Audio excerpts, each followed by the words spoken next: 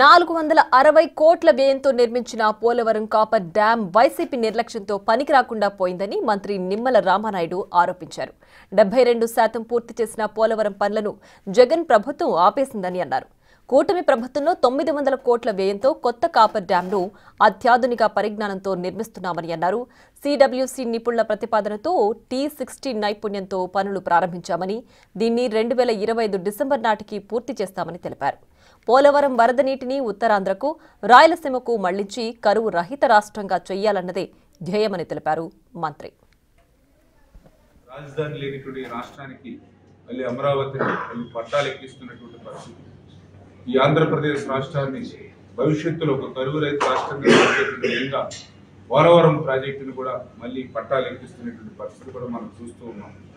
ఆ రోజు 2019కి 72% పూర్తయినటువంటి పోలవరం ప్రాజెక్టు ఆ రోజు ప్రభుత్వం కనుక కంటిన్యూ చేసి ఉంటే 2020, 2021 కల్లా పోలవరం జలాలు అటు ఉత్తరాంధ్ర అటు రాయలసీమకు ప్రయత్నించుండేది.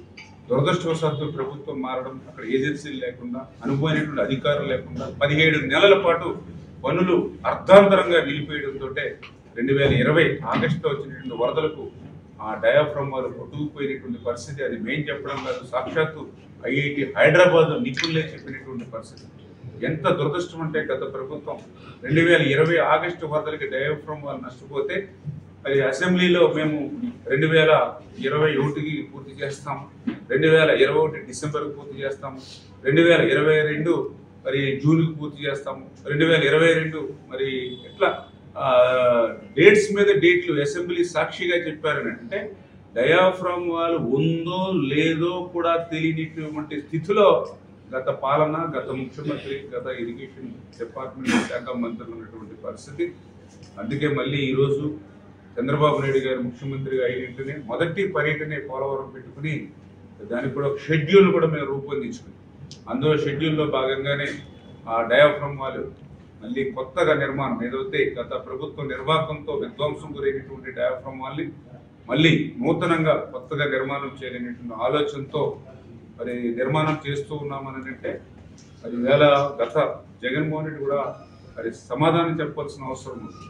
ఎందుకంటే ఆ రోజు మనం 18 నెలలు కష్టపడి మరి ఆ రోజు 460 కోట్ల రూపాయలతో డయాఫ్రమ్ నిర్మాణం చేస్తాం. ఆ రోజు మళ్ళీ గత ప్రభుత్వ విధ్వంసం ఫలితంగా మళ్ళీ నూతన డయాఫ్రమ్ దగ్గర 900 కోట్ల రూపాయలతోటి మళ్ళీ డయాఫ్రమ్ కొత్తగా నిర్మాణం చేసుకుంటూ ఉన్నామని అంటే గత ప్రభుత్వం చేసినటువంటి పాపం ఈరోజు మనకి శాపంగా మారినటువంటి పరిస్థితి.